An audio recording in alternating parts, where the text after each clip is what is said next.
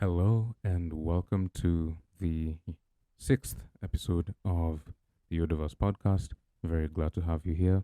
I'm your host, Luke, and the Yoderverse podcast is a podcast where I discuss things that I find interesting and hopefully will be beneficial to you as well.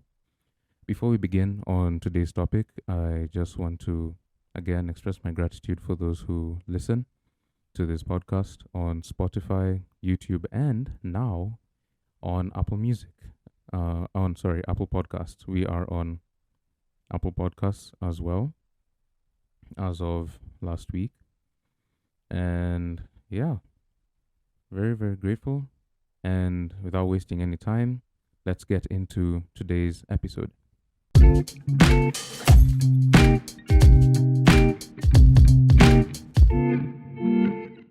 The topic for today is comparison, and it came to me when I was researching on a bit of psychology in regards to how humans deal with certain emotions.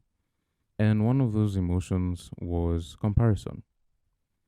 I want to talk about the psychology of it, how social media affects it, and how we can break free from the trap of comparison.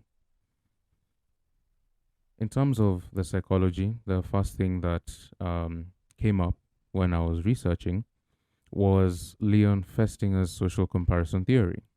The idea that we evaluate ourselves by comparing to others, especially in areas where we feel uncertain or of less value. What this, I think, meant to me, or how I'd interpret it, is that when we compare ourselves to others, most of the time it feels worse, especially when it comes to things that we are unsure of, or when it comes to a comparison of insecurity, where you compare yourself to someone who has overcome something that you still struggle with. That's the kind of comparison I think of when I think of that. Another type is upward versus downward comparison. This type of comparison is in regards to upward just means you're comparing with people who are doing better than you. And in terms of downward, it means you're comparing yourself to people who are doing worse than you. And both are negative. In regards to comparing to people who are better than you always feel undermined and of less value in regards to the way you live your life, and the skills and things that you can bring into the world feel useless. In regards to downward comparison, you compare yourself to people who are doing worse than you, and then you use that as a basis from which to gain self-esteem and fuel your ego, basically. In the best in the best way to say that is fueling your ego. And I think the third thing, in relation to the psychology behind comparison, is the role of identity and self-worth. So your personal insecurities and external validation slash influence is going to affect your the way you or your tendency, let me say, your tendency to compare. I think the next thing I'd want to talk about is how social media fuels this game of comparison. There's this thing called the highlight reel effect, where on social media people only post their best moments, which creates an illusion of effortless success. I think this mostly applies to a lot of influencers that we tend to follow. They normally post a lot of the things that they have succeeded in, and not the things that they have failed to do, or basically the things that make them human. Most of the things that they post make them seem unreachable in a way, and that's what the highlight reel thing is. There have been many studies done on social media and how it affects self-esteem. Research shows that platforms like Instagram increase feelings of inadequacy, particularly among young users, preteens and teens in general, and even some young adults or even older.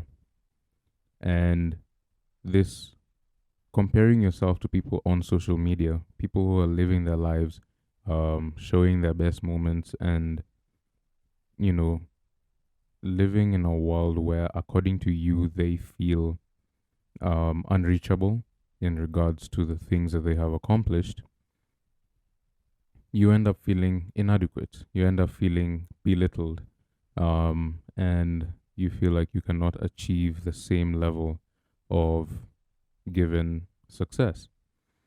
And I feel like I have also fallen into that trap many, many times before, where, at least in regards to my artistic life, I'm still battling with the self esteem part in regards to how I build my skills and carry myself and all that. But I think uh, letting go of the comparison of people who are doing things and doing them well really, really helped me with attacking that thing of comparing myself to others.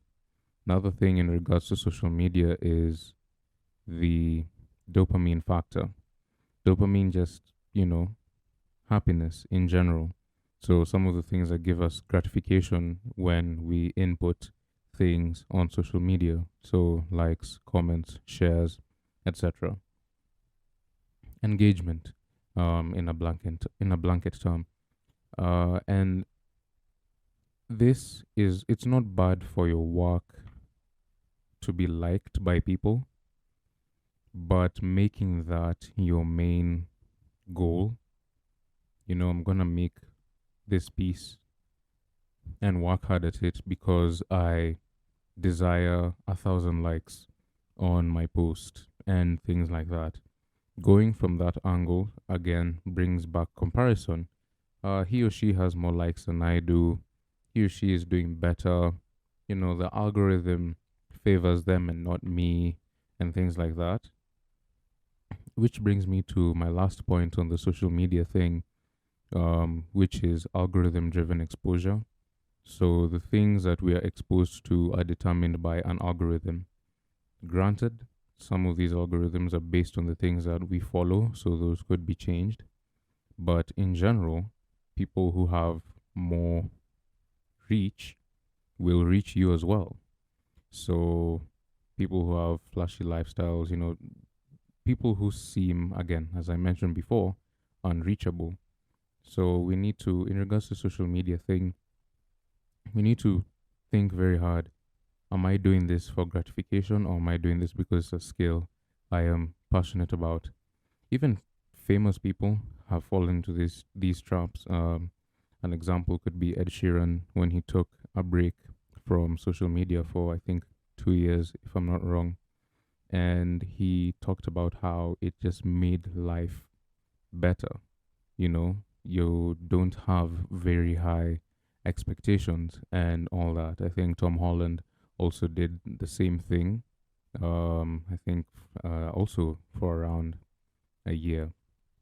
And lastly, how do we break out of this comparison mindset? According to me, I feel like there are a few things that we can do.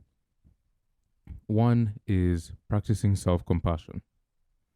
One thing that comparison does to us is making us dislike ourselves in a very, very negative way. And practicing self compassion, treat yourself with kindness. I might not be as good as this person, but at least I'm trying. Especially if it's something that you're really passionate about and you're really working hard towards. Even when you make a mistake, make sure that, yes, acknowledge the mistake, obviously, definitely acknowledge the mistake, but also leave room for compassion and telling yourself, okay, I messed up, but I am gonna push towards my goal. Second thing is limiting your social media usage. And I mean this in two ways. Number one is actual, like, cutting off your screen time. And number two is limiting how much social media affects you. So don't be moved by the likes, comments, shares. Don't be moved by whether people are talking to you online or not. And just, be steadfast and, be yourself.